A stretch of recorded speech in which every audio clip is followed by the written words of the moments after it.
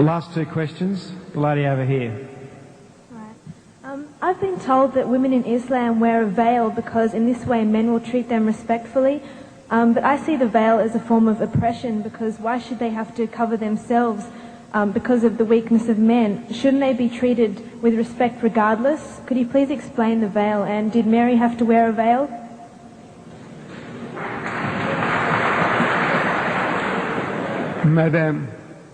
Madam, your Bible says, your holy Bible says, Paul is telling you that the woman must cover her head, that the woman who doesn't cover her, shave off her hair.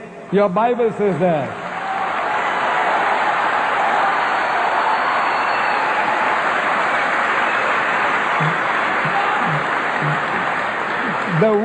The woman who bears her hair says shave them off.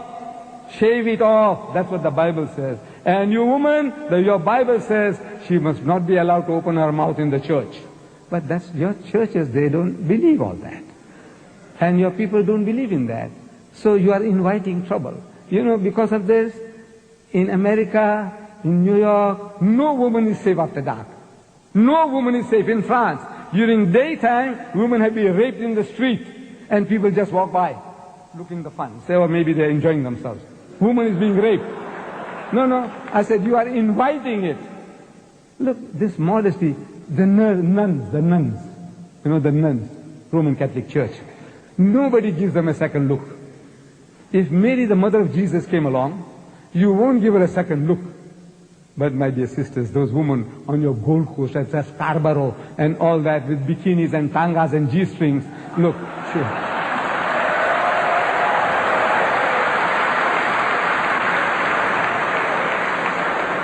It's attracting, look, even an old man like me, I tell you, my brother. If I went there, I tell you, I'll be burning inside.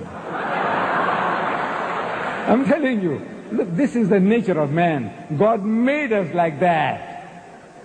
The thing that allures man more than anything on earthly existence is woman. Do you know that? I don't know. The Quran says, زُيِّنَ لِلنَّاسِ حُبُّ الشَّهْوَاتِ مِنَ النِّسَاءِ. Fear in the sight of men is the love of things they covet. Number one, مِنَ النِّسَاءِ, women. وَالْبَنِينَ, then sons. I got 11 sons. I can make my own football team. It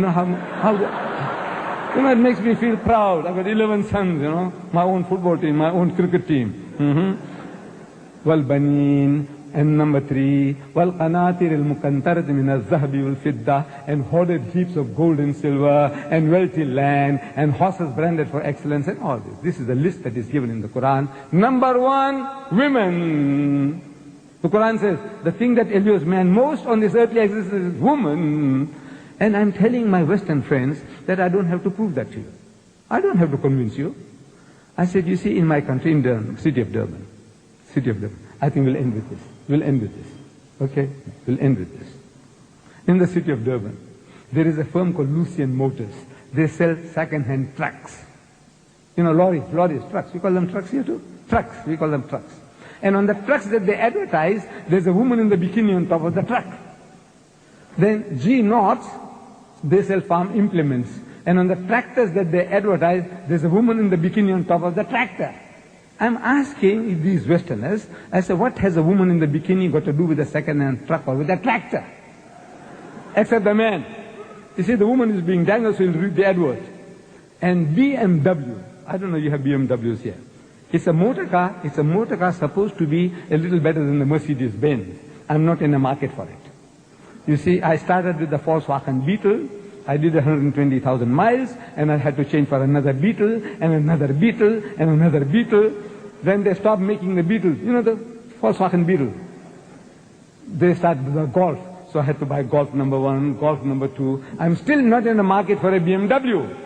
But I am forced to read this advert. In my newspaper, I see a BMW motor car.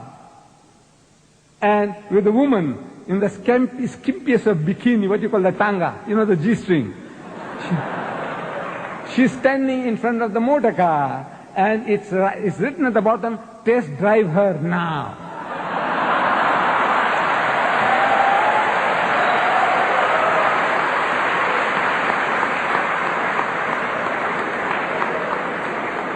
I'm asking the woman of the car. The woman is buying the car. And the her is underlined. Test drive her now. I said, look, this is what you're leading yourself to. This is the Westerner. He sells his mother, his wife, his daughter. His wife is a star, and she's being mangled on the screen, simulating rape. And they enjoy it. You enjoy your wife being simulated. It's not real rape, but you know it's simulated. You can see everything about it. She's being raped, your mother, your wife, your daughter. And you enjoy your wife is a star. So, sick.